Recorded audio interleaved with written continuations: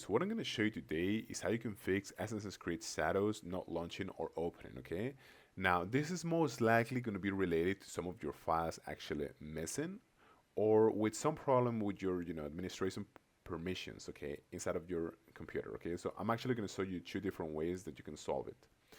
Now, the first way is if you're playing this game on Steam, okay, I just want you to go to your library on Steam, and I want you to go to this game here, and I want you to right click it.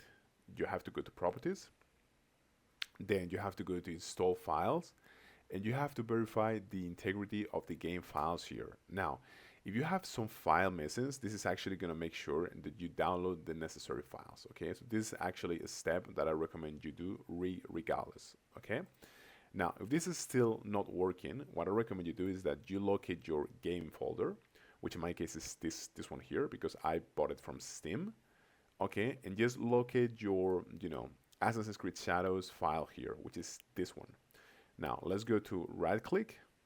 Let's go to show more options, properties, and we just have to go to compatibility here, and you have to click run this program as an administrator, okay? And just click on apply and then okay, and this should actually solve the problem, okay? Thank you so much, guys.